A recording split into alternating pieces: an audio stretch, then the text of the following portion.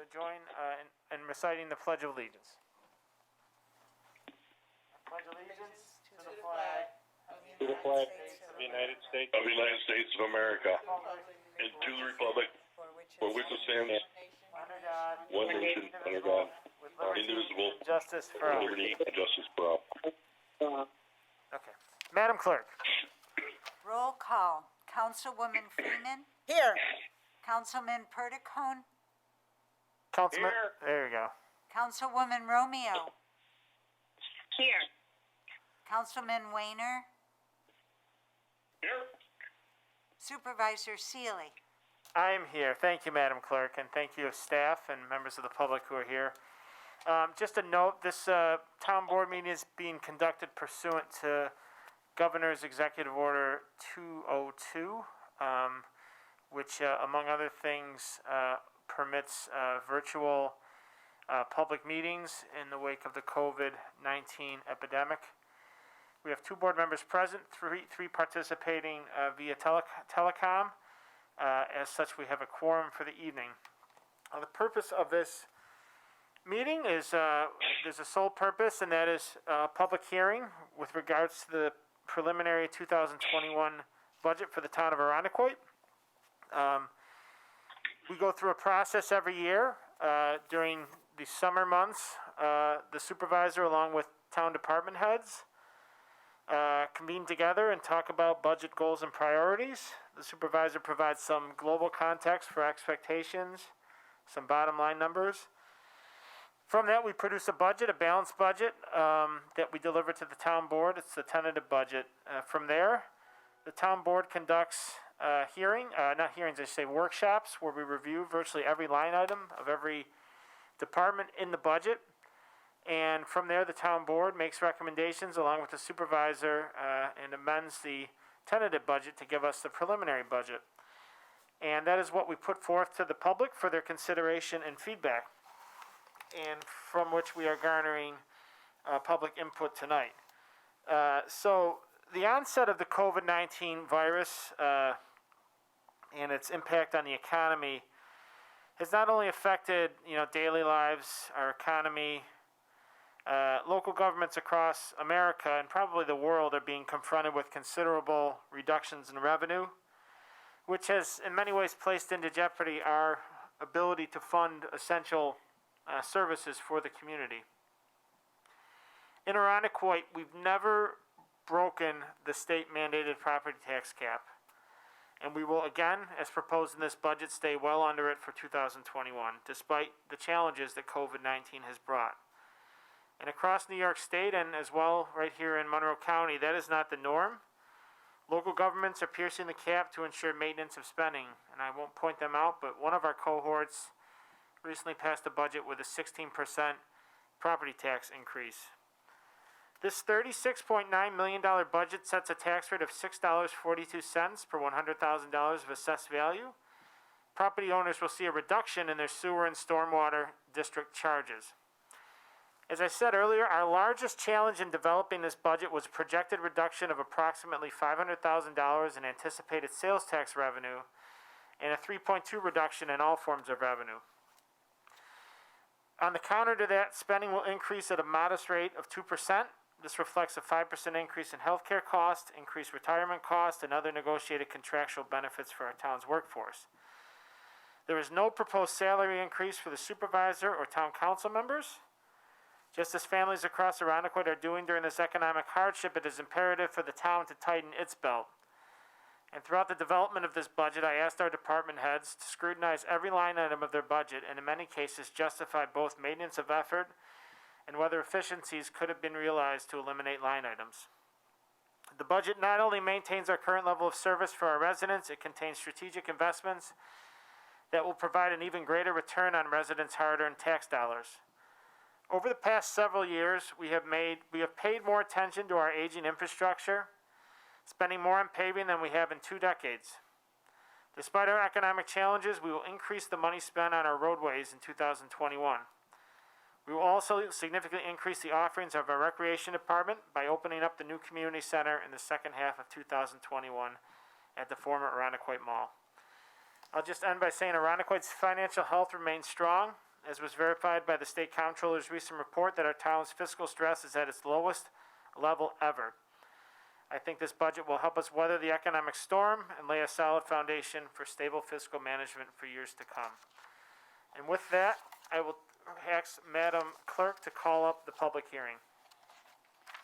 Public hearing number 1 upon the matter of request to adopt the 2021 budget.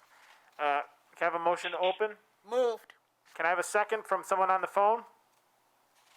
Second, Pete Weiner. Pete Wayner seconds it. All in favor say aye. Aye. Aye. Aye. That's 3 ayes. Opposed? The hearing is now open. We have 2 members of the public here. If you wish to come up and speak, I believe Mr. Goldblatt's the only one signed up to speak, but certainly our esteemed library board president is free to do so as well after Mr. Goldblatt if he so wishes. So, sir, please say your name, address, and the podium is yours. There's no time limit, and we look forward to your testimony. All right. Thank you very much. Jeff Goldblatt, 128 Parkside Crescent. Heaven help me, this is my 29th presentation of the shopping list of savings. As per usual, and for purposes of clarity, I may mention certain companies by name. I do not have any employment or other such financial arrangements with any such company that I may mention. So as you noted, Mr. Supervisor, a 3.2 reduction in all forms of revenue. I'll see if I can help out with the 0.2. First thing I want to mention is something that's outside of the budget but would generate revenue, and that is the zombie homes. Earlier this year, Realtor.com declared 14617 as the 3rd hottest real estate market in the country. I've seen that myself on my own street. 2 houses were sold. One took 2 weeks, one took a week and a half. But there are homes that are not in the MLS. One is just south of me, and a nice home. I was at the estate sale and has been empty, and at Wicklow and St. Paul, and the other is on Hardison Road, which is definitely a fixer-upper. So my suggestion would be have someone contact all the banks and find out what Arundequite homes they are carrying as non-performing assets, and compile a list, put it here on the bulletin board for people to see, and put it online.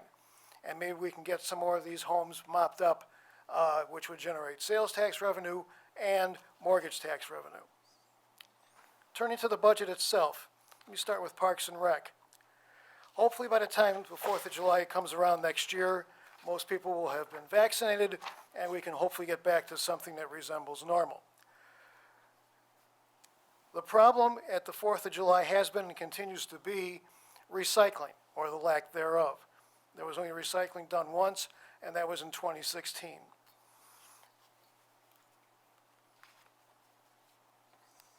Oops. The problem are these barrels. They may have been fine in the 1960s when there was no recycling, but not now. Not only do they look bad, but then there's everything going into one container.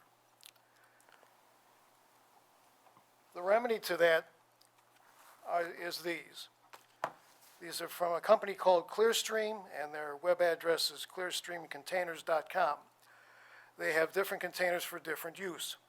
There's one for trash, and there's one for cans and bottles. They're easier to transport and to store.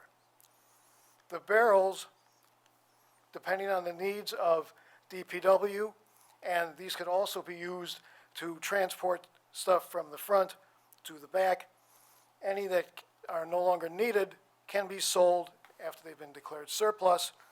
There's a company in Buffalo called Harbison Brothers. They advertise through the Western New York Materials Exchange, and that's mat-ex.org. And they would probably buy whatever barrels we don't need.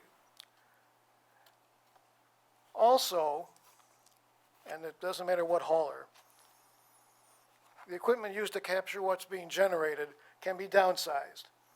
For example, there's the high lift and the high lift operator. They're not necessary because, as we all know, the back door of the roll-off opens and closes.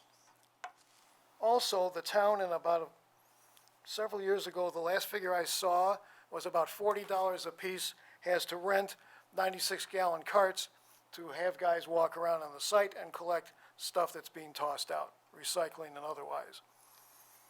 The barrels can be used for that with a two-wheel hand truck. DPW may have those. If not, you could probably find them used online, perhaps. So by those reductions, that saves some money. Now, why is recycling important? As of last Friday, and this is new information from a certain Washington newsletter, which I cannot mention by name because they have strict copyright rules, there's a severe national shortage of aluminum cans. And in one reason because of the pandemic, but also as they state here, they have this, there's a skyrocketing popularity of alcoholic seltzer beverages and a shift away from plastic containers for all kinds of beverages. Now, the major brewers, they get all the metal cans that they want. But as of this past Friday, the U.S. market alone is short, get this, $10 billion, billion cans this year, according to the Ball Corporation, and they're the largest manufacturer. That means we should not be sending aluminum cans to the landfill, which is what's been happening year after year. So saving money will also help in regards to the county because they have a problem. They're only a 38% diversion, and the commitment that was made to New York State is to be at 60% by 2025, 4 years away. They have some high stepping to do, which includes us. So getting the recycling issue solved at the 4th of July will certainly help in that regard too, besides the dollars and cents.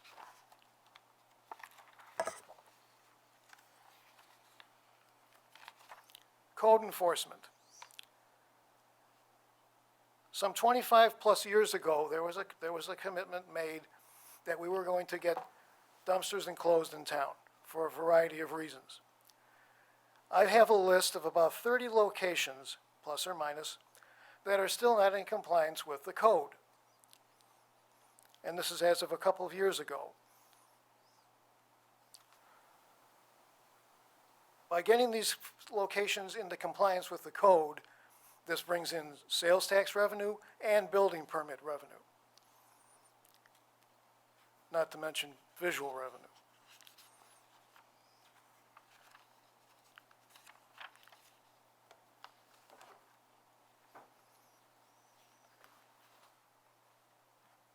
Also, house numbers.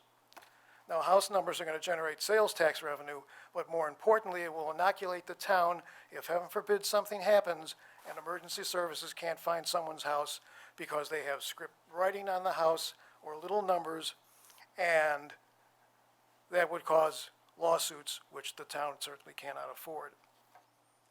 So there needs to be a deadline placed next year to get these items done once and for all.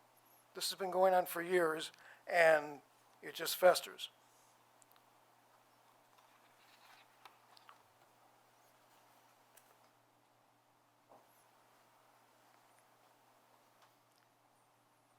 Building maintenance. Since 2016, the town has spent, just on this building alone, $1,876,400 running total. On the public safety building, the town has spent $996,000. So combined, $2,872,400 just for building maintenance on these two buildings before we start talking about other buildings. The town of Penfield has put this work out for bid. It might be worth doing that to see if we can save some money in regards to just basic building maintenance. We are, just so you know, Jeff, with the community center, we are looking to bid that out to a vendor. That's one building. Understood. And we want to see what works best. And I also note some of those numbers might account into other costs that aren't necessarily regarding operating expenses to clean the building. They might be debt service for the building, that sort of thing. So those numbers might be a little inflated, but your point is taken. I'm just going by what the numbers say. Understand. The cemetery. Since 2018 through this year, costs have been $745,000 and revenue has been $400,000. That's a loss. I would again suggest, and perhaps this could be done with the city, since they have an issue too, with Riverside, since I know they will not take any action on Mount Hope for a variety of reasons, historic being one. Stonemore Partners in Trevis, Pennsylvania is a firm to reach out to. They are publicly held, and perhaps this work could be turned over to them as far as marketing, maintenance, and so forth. Or if not, we just do that by ourselves. But the cemetery operation is at a loss, and it's a sideline enterprise. Solid waste, one of my favorite topics. Not all the roll-off haulers are present and accounted for, as far as licensing is concerned. What does that mean? It means you have some companies playing by the rules and others that are not.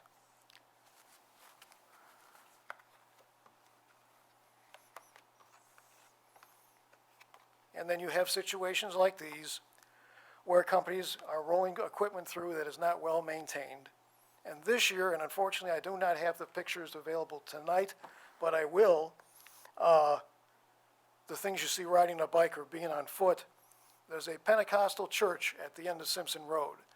They've been doing remodeling in the building, and they've been doing a lot of cleanup on the property. Earlier this year, while coming back from the ridge, there's a cut-through that I often use. And so I see their container number 01. No name or phone number, and I'll come to that in a minute. So I looked, and it's like, okay, maybe there's something on the back. There isn't. Then I looked inside. I can see the ground. I shouldn't be able to see the ground. There are holes in the floor. And then the sidewall is separating from the floor. The town has had an issue with not well-maintained equipment in the past, or have we forgotten about that? I've not.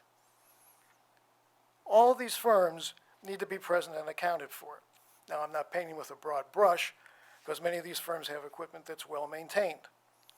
But in terms of revenue, you pick up some revenue, and you can have a sliding scale. If you're a Casella or a Waste Management that's in here all the time, they would be at the top of your scale. At the lower end of the scale would be those firms that are just roll-off only. As I said, there's about 30 of those, and there's also 4 mini haulers, for example, and I'm not casting aspersions, the local franchise of 1-800 Got Junk, that type of thing. There are a few others.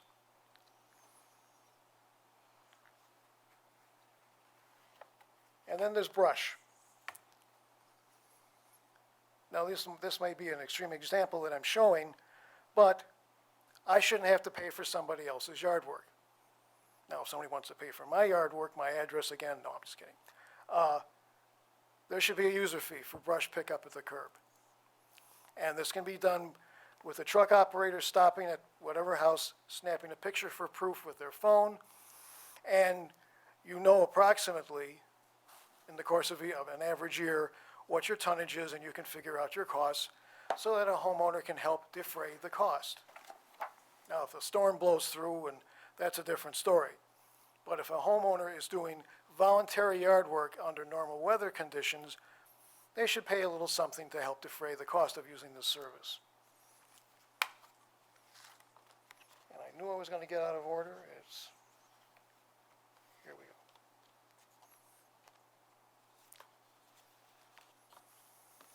Besides the prentice loaders that you are using, and I know this is tough to see, I didn't suggest them to photograph a black truck, but down the road, and especially as the older trucks that you have are replaced, this is a split body truck that Peterson Industries has that can be loaded with the arm, or this is a trough loader is what it's called.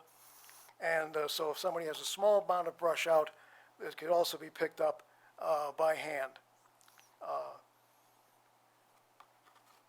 which may be another option going forward. Highway 1.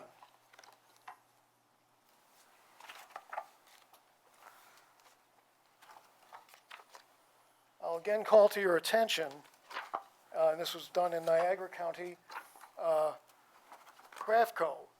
And for filling potholes, they claim, and this is an article from the Buffalo News, that the unit itself costs a little less than $50,000 per year. It creates a self-leveling, fast-drying hot liquid that goes into the pothole, and it's quickly spread, and then the top is dusted with some small gravel. It might be worth contacting Niagara County to see how this has been working out for them, and this may be a more cost-effective way to deal with potholes in the future.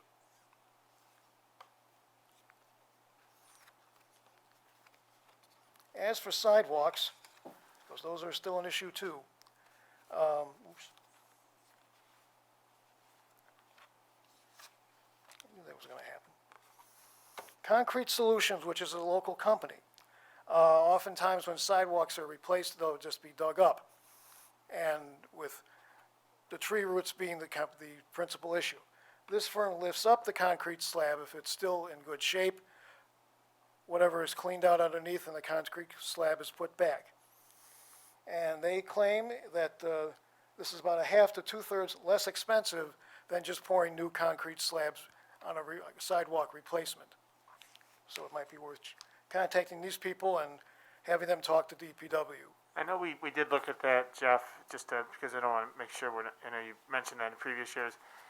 And kind of the census we took was so many of these slabs were that we're replacing are in fact have cracked, and you know it's the roots, those silver maple roots really do a number on the sidewalk slabs. You're talking to somebody who bikes and walks every Exactly, single yeah. day, so, but there are some that I've seen where, you know, they start to buckle up, and it's like, well, if you lift them up carefully, and I can assume that's what this company does, and clean out what's underneath, you put the slab back, and you don't have to pour concrete. So yes, I've seen them broken too, but I've also seen some that aren't broken. So, Okay, thus I mentioned the suggestion. thank you. Highway 3. This is new information. I was gonna say, I don't think you've ever touched on Highway 3. Yeah, I have. Is that? Okay, all right, I believe you. But I have new information on this, as far as trucks are concerned. Now, the good news is that we've gotten away from everything has to be brand new. But as far as getting new equipment or even used equipment down the road, two new sources, and this comes to us from MSW Management Magazine, which I get as a member of SWANA, which is the Solid Waste Association of North America. The It's a good acronym. SWANO. Yeah. Like that. That's what they call themselves. The first is the National Joint Powers Alliance.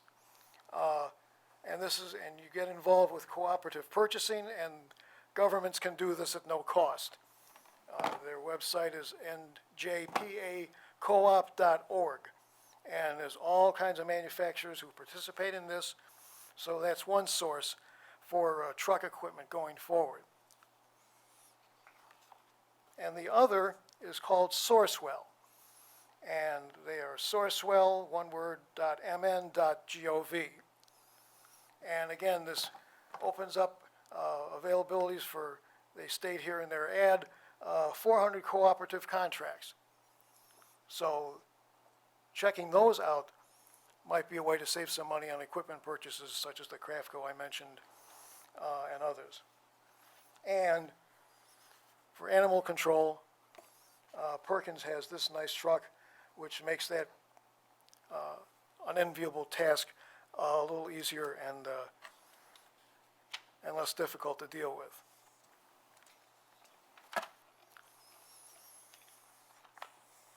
Oops.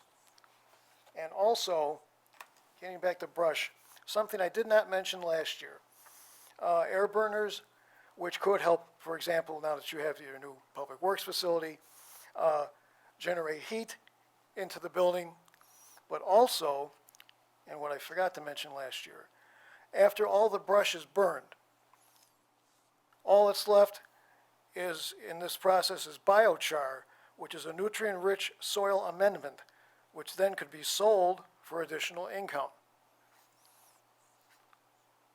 So something else to look into as far as Public Works is concerned. Lastly, we have the Seabreeze Water District. Now, I know that the ratepayers pay the cost. However, in looking at the one line item that always jumps out at me in the budget is unmetered water. Since 2013, that has added up to $355,000. Unmetered meaning billed and not paid. And also recently in the legal notices, we see that the facility needs a new roof. I find it difficult to believe that the town cannot engage with the water authority in a tuck-in acquisition. Barring that, and again, that could be something that could be done with the city, since they have their own set of issues. For years, we've heard one mayor after another, oh, we need to do more with the towns. Well, two opportunities to do this, water and the cemetery. Barring that, if a deal couldn't be struck with the water authority, I would again mention 3 publicly held companies that might take an interest. And they would be American States Water Company, American Water Company, and Aqua America. And that's my message. Thank you, sir. Would anyone else in attendance wish to address the board in this public hearing? Okay, with that, I'll ask Ms. Freeman for a motion to close public hearing. Moved. And I'll call on Mr. Perticone for a second. Second. Thank you. All those in favor say aye. Aye. Aye. Aye. Opposed? The public hearing is now closed. This concludes our business of work for this special town board meeting. We will have a regular town board meeting that will now take place virtually on Tuesday. What day is that? Tuesday the 17th? 17th? That'll take place via Zoom. We will post the details for residents to watch. It'll be the similar watching it on Facebook Live and also broadcast as we normally do. There are public hearings. We will post information by which people can participate in those public hearings via teleconference. We did that in the early onset of the pandemic. It worked nicely, and it affords people the opportunity to speak to the board on matters just as they would if they were in person. And we will make sure that those details are posted both online and on the town hall bulletin board. We do have another special town board meeting upcoming on Thursday, the 19th, I believe. Okay, good. I'm winging this. So Barb and Diana are not shaking their head. Thursday, the 19th at 4 p.m. That's correct. 4 p.m. For the adoption of the final town budget. I want to thank our hearing participants. Always good to see you. I want to thank the staff for their work and the board members for making themselves available. I don't know who's still watching, but please just keep safe, people. Try to keep your distance. Try to minimize those social gatherings. We're not out of this yet, and we need to work hard to make sure that we can get out of this, because it's not going to be easy, but we've done it once before. We can do it again. Yes. With that, I will take a motion to adjourn. Moved. In a second. Moved. Second. Thank you, Mr. Wayner. All those in favor say aye. Aye. Opposed? Aye. No one in opposition. The meeting is adjourned. Thank you.